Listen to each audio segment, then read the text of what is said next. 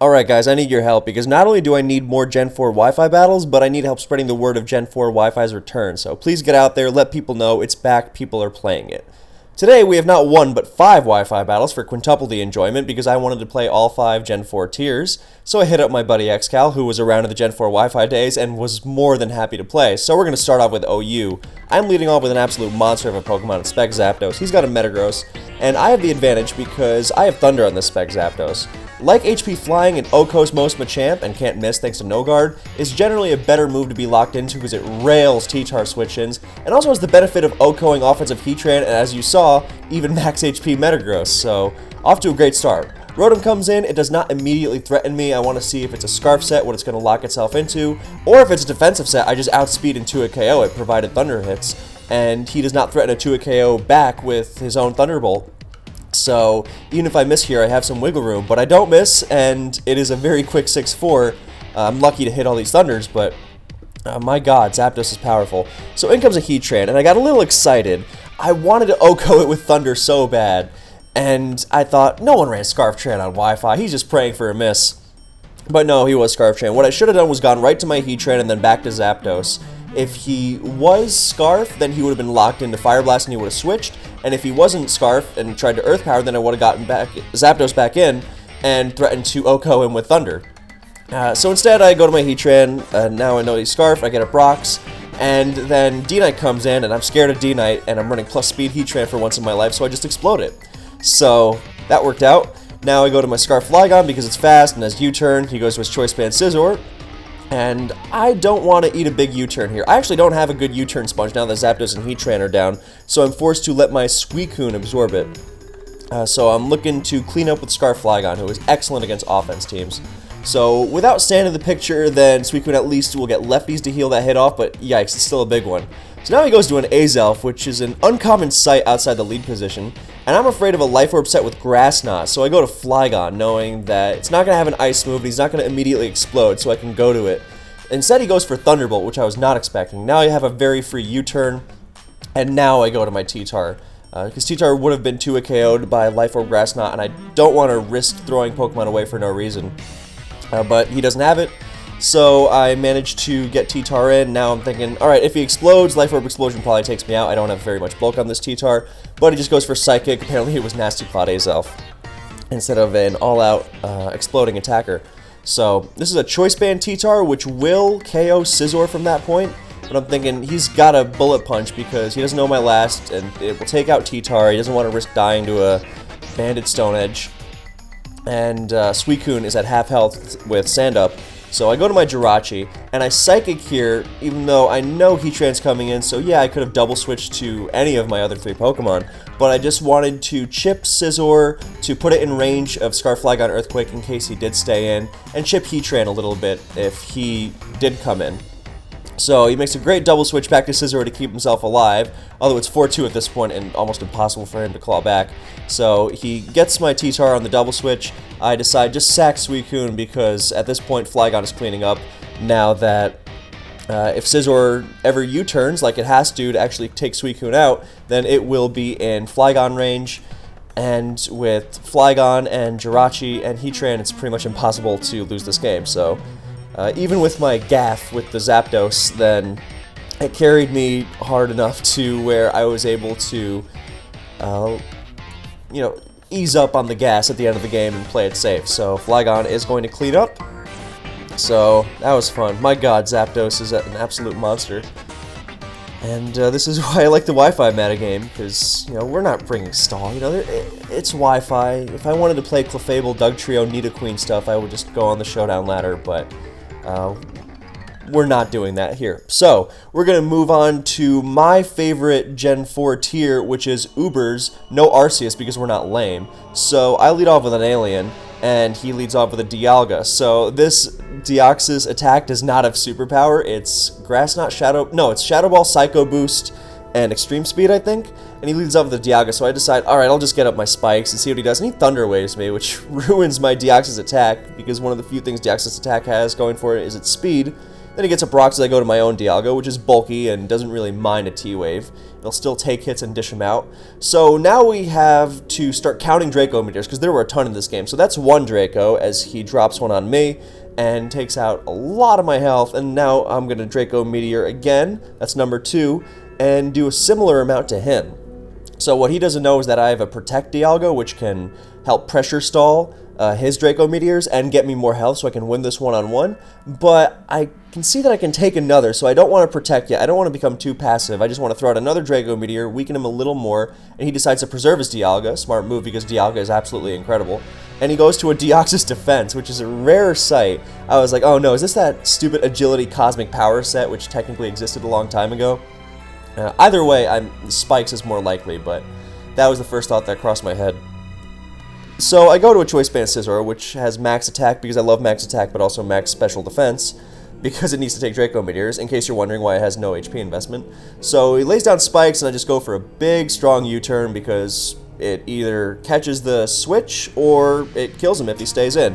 Or even if he stays in and recovers and barely takes the hit because Deoxys Defense is super bulky, then he'll be super weakened and I can go to Kyogre to finish it off. And I go to Kyogre now against this Fortress, so he's running an unconventional team, to say the least.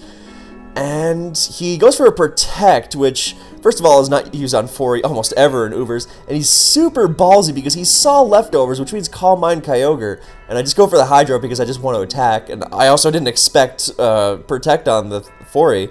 So he protects and gets some cheeky extra leftovers, but he also gives me extra leftovers. This is an offensive 3-attack Calm Mind Kyogre, max special attack, max speed. Timid, which I hate, but there's so many base 90s in Ubers. It's really important.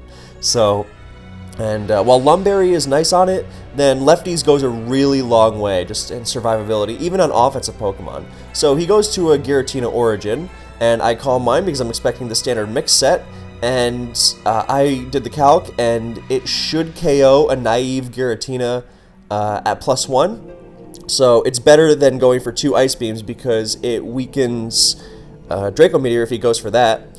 And now he goes to a Scarf T-Tar. Also, I should mention he wanted to have Shaman Sky on his team, but he had trouble getting the action replay code to work because Skyman reverts to regular Shaman on Wi-Fi.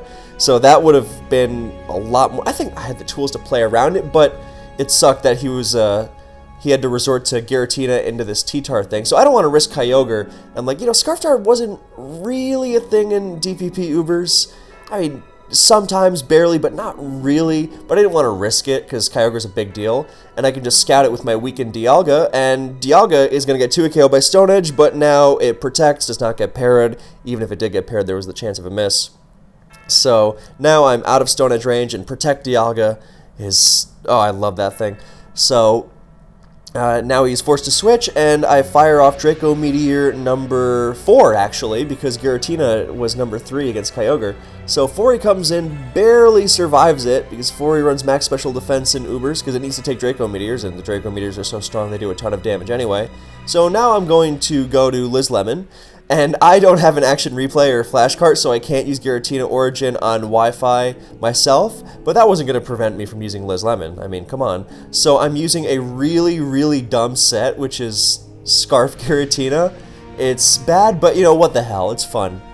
So I'm going to launch Draco Meteor number 5 as he goes to his Shaman Sky replacement in Ho-Oh, because he's expecting a defensive Giratina.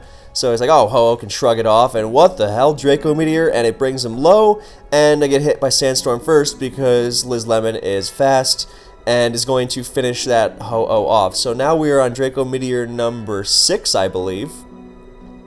So, yeah, lots of pressure in Ubers, lots of Draco Meteors. You can see how Protect Dialga has a lot of use. So, and things like Water Spout Kyogre, too. Both in terms of PP stalling and getting extra recovery. So speaking of pressure Pokemon that sit at base 90, then here comes Deoxys attack, and I don't want to switch my Scizor directly into a knockoff and lose its choice band, so I decided to sack my rather useless Deoxys attack, and that's the most damage a Deoxys D knockoff has ever done, as it smacks its frail counterpart. I go for an extreme speed, trying to get some extra chip damage on him before I go down, and he recovers like a bastard. in retrospect, that is on me for not shadow balling, because if I shadow balled and he knocked off, I guaranteed he stayed at that low health. So that was just a misplay on my end. And I tried to shadow ball again. He recovers, thinking I would try to pull that trick one more time, and I full para. But you know what? I blame myself for not shadow balling the first time. That was short-sighted of me. Anyway, now I extreme speed because he's at full health, so he is going to finish me off with a knockoff now, so I get a little bit of chip on him. At least now, then, if he wants to knock off my choice band, he's going to still take the U-turn in the process. So, as opposed to Scizor switching into a knockoff, and then he can recover with my choice band already gone. So, he goes for an Ice Beam, not even a knockoff, because he's like, alright, I'm going to freeze you, and he doesn't, thank God. So, choice band U-turn just barely takes it out, because Deoxys D is super bulky. That's it, I don't know his EVs. He might be more especially defensively inclined. Anyway, so I go to Kyogre, which is, you know, strong on a double down, but I technically lose 6% on it because I switched it in off a U-turn as opposed to switching it in after a KO, which means I lose an extra 6%. But I force in a Scarf T-Tar, which will now die to hazards, and that is crucial because I also have a Latios. So I do not want Latios being taken down by Scarf Tar. So I force his Tyranitar to take out my Kyogre, and now I'm good. So now I just Bullet Punch it to death. What is this? CB Scizor taking out Scarf Tar with Bullet Punch? Is this OU? So now he's going to his own Giratina, and I pretty much have no choice but to stay in and Bullet Punch, bring it down, and he is the standard mixed Tina, so HP Fire is going to be his set, and that's going to take Scizor out, although, you know, Earthquake would have taken Scizor out at that point too. So now my lasts are Scarf, Giratina, and Latios. I go to Latios. He needs to crit some Shadow Sneaks, and even then I'm not sure if it would be enough against Scarf Liz Lemon, because Liz Lemon is bulky from all the food she eats, and if it wasn't obvious, Liz Lemon is a reference to Tina Fey, because Giratina, so yeah, so, because I know that's gone over some people's heads in the past. Anyway, so Latios doesn't get crit at Draco Meteors, the opposing Tina Fey, and 4 dies a hazard, so that's Ubers. So now we're moving on to UU, which I absolutely adore. But I started off badly because I lead off with a Choice Band Scyther, and I forgot just how much damage Technician Ambipom does to frailer Pokemon. So instead of going to my Kabutops on the first turn like I should have, then I lose a lot of damage on my Scyther, putting it in Stealth Rock range, and then I take a Max Power Payback on the Switch, because Payback in DPP does double damage on the Switch. They changed that in black and white, so that's why it did so much. Luckily, he U-turns and Kabutops lives that, and he switches out to a Milotic, which takes a ton of Stone Edge, so that's offensive Milo, meaning it's faster than Kabutops, and I gotta switch to my Clefable, which is a Life Orb set, the true set of righteousness, mixed Clefable, because it doesn't take Life Orb recoil or Double Edge recoil, and it can still take Milotic attacks because I gave it a couple special defense EVs just for that purpose.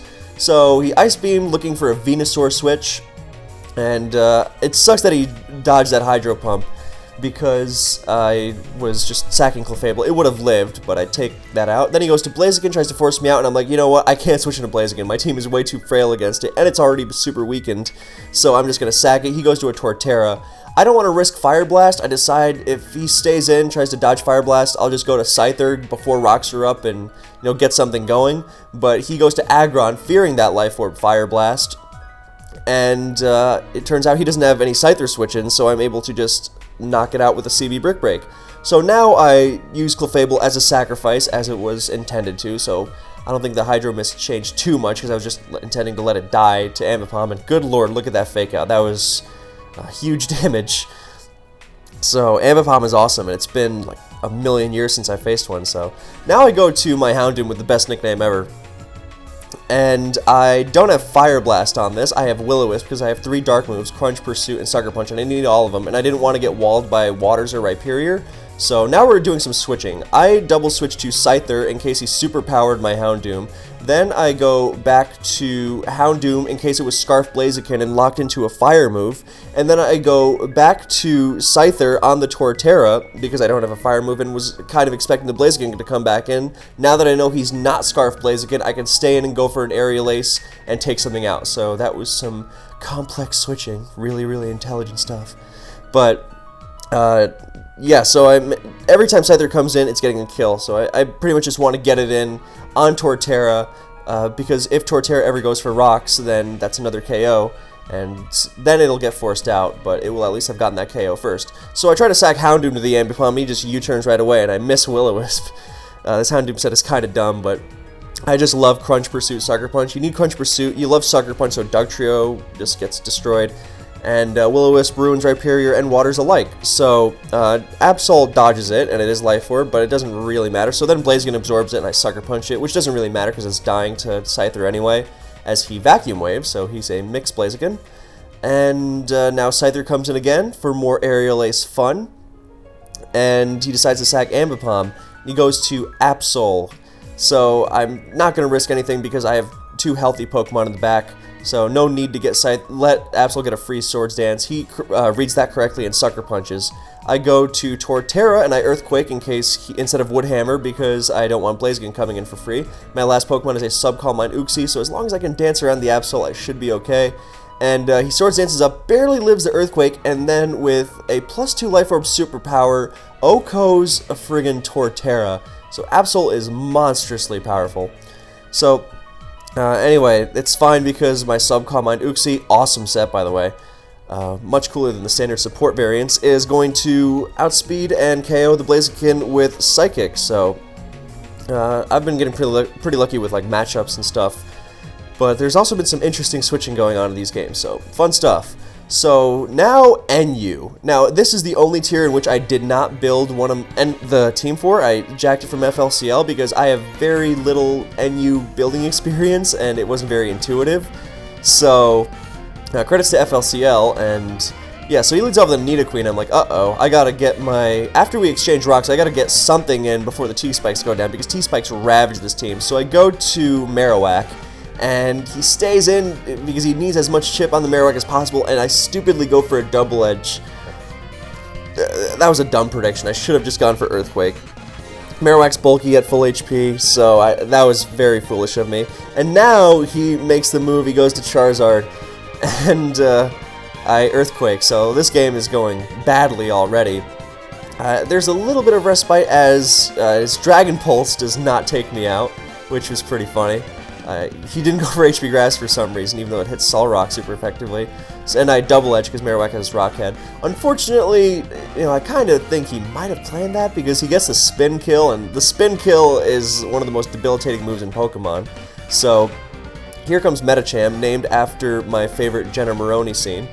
And he goes for a high jump kick, and somehow Medicham lives. Now, Medicham, high jump kick is not 130 base power in Gen 4, that wasn't until Gen 5, but I can't believe it lived, because Medicham is famously frail on the physical side, but he has a ton of defense EVs and counter, so I've lost several Pokemon and Stealth Rock, so now I go to Solrock and try to get the Trick Room up. I have to blow through as much of his team in as short an amount of time as possible, hence the Trick Room, and then trying to KO the Hitmonchan, but I missed Stone Edge, so that's a crucial turn gone. Although at this point it's not looking too great anyway. And here comes the Devil, Gardevoir. So it's Protect Gardevoir, so I see his strategy now. He's got T-Spikes and Protect Gardevoir, probably with Will-O-Wisp for Skuntank too. So here comes Camerupt, and I'm trying to do as much damage as possible, and I wanted to explode, but then I didn't because I thought he'd switch out, and he Earthquaked, and I didn't even realize he traced Solrock's Levitate, so I just Earthquake helplessly and don't do anything as our Trick Room runs out and Camerupt goes down, so yikes. I can blame this on the matchup because T-Spikes plus Protect Gardevoir against this team, I mean, are you serious? But no, I just did not play this very well. And so I go to my Raging Tauros, which is Choice Band with Facade, which will drop Gardevoir, and also Nidoqueen, which I should have killed in the opening turns of the game by just Earthquaking with Marowak like a normal person. But I got short-sighted in this one, so that's my lack of NU experience. Maybe, I think it's just karma for not building my own team. So I know what to do for next time. Build my own team, no matter how bad it may be. That's the idea, we're having fun here. So Relicanth comes in, I'm not going to be able to OHKO that with Facade, and he rock polishes in my face. So he doesn't go for Head Smash, which makes him lame, and Tauros somehow lives, because Relicanth is pretty weak, I guess. And now I'm forced to go to my last Pokemon, which is a Scarf Gardevoir, and maybe by some miracle, then she can dodge a Head Smash, or he can miss a Head Smash, and then I can crit his last Pokemon, and something. But it lives Waterfall barely and Poison, but I don't think I think he has more than just one Pokemon left. And in any case, it's Persian, so he has a Persian last, so I can crit it with T-Bolt. No, not quite. I get the Para, but that's not what I was looking for. And he swifts, and did it say he crit me? Because if he did, he robbed me of the entire game. Anyway, so the final game is Little Cup, which I have never played on Wi-Fi before, but I did build my own team for this one. It was a lot of fun. So I just kind of winged it, but I think the synergy was surprisingly alright. So Chimchar leads off against Kabuto, and Fake Out will break the Sash. Unfortunately, since Kabuto has Aqua Jet, then I am forced to choose between Stealth Rock and KOing it, and I didn't want to let the Kabuto run around. I figured if I could prevent his Stealth Rock, that would be good enough for me, because I have a Snover and a Tailo on my team. So, I'm brought down to low HP. Doesn't even bring me down to the Sash, funnily enough. And now I'm up 6-5, but Chimchar is very low, and I make a cardinal mistake of Little Cup here by not just letting my Chimchar go and seeing if he U-turns, then I get to see another Pokemon of his. I go to my Ghastly, which has a set of Will-O-Wisp and Destiny Bond, specifically so it doesn't get ruined by Stunky.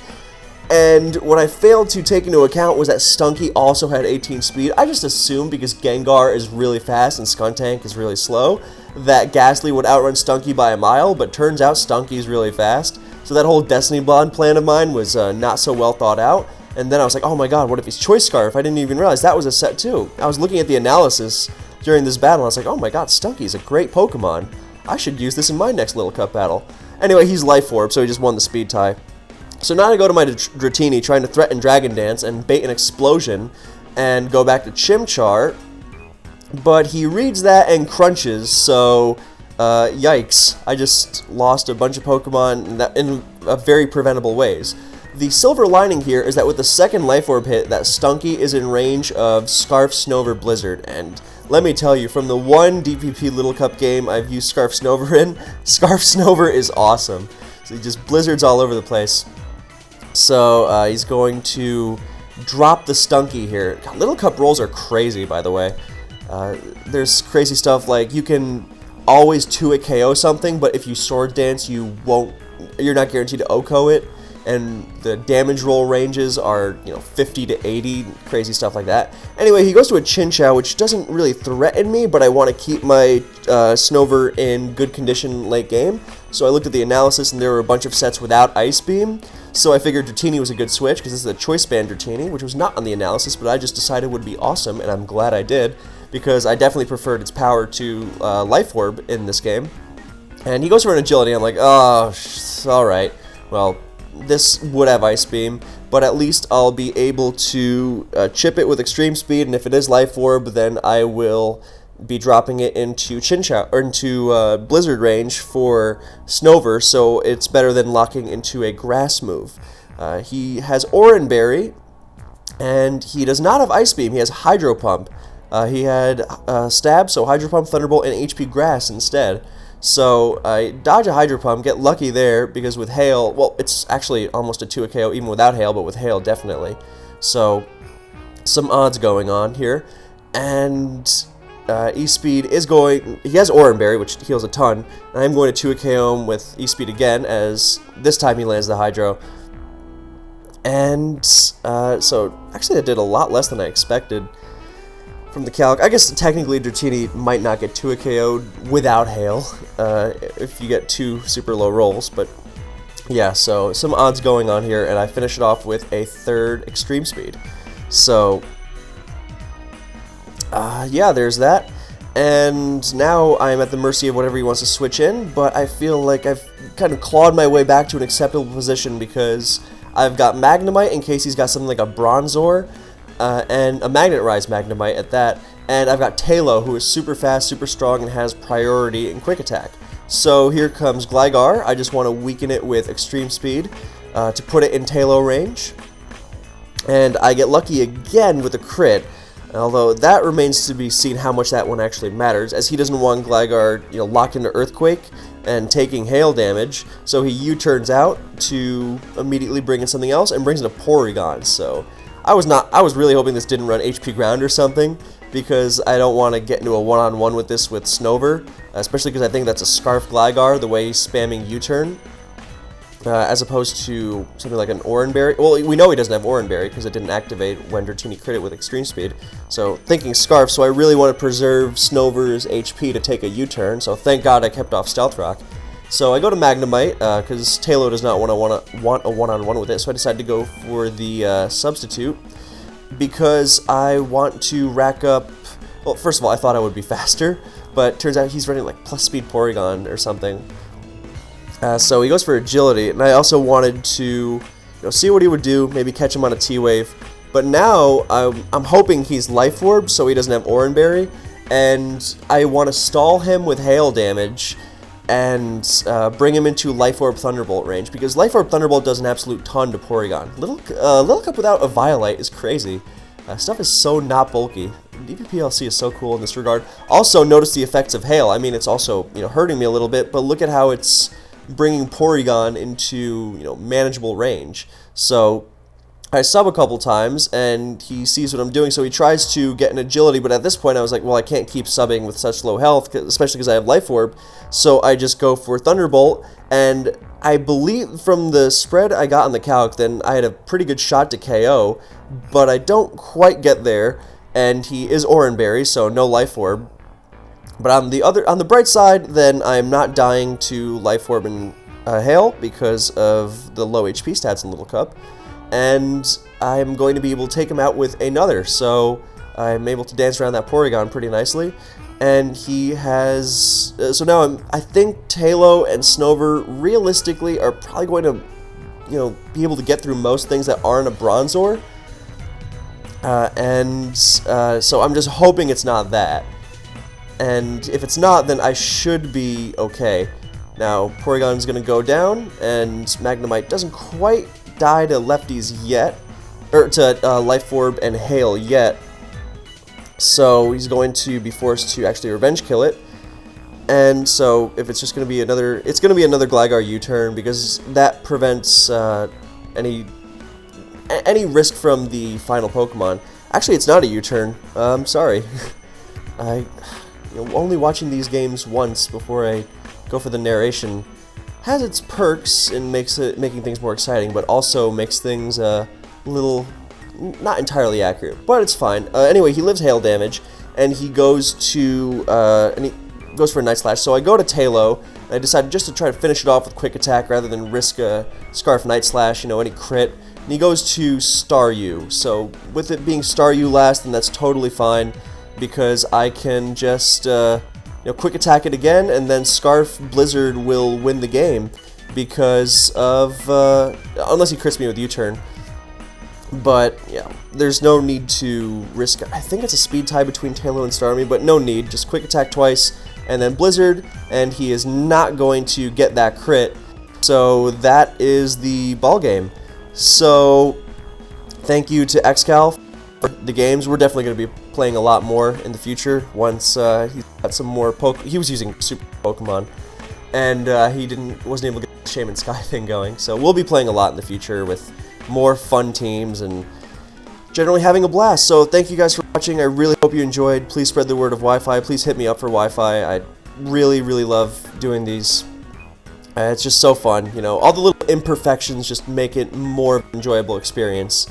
So, whatever misplays or hilarious one-sided romps like the NU game or whatever. You know, it's nice to just enjoy the game, and that's why I would like everyone to get in on the fun. So once again, thanks for watching. I hope you enjoyed, and I will catch you next time.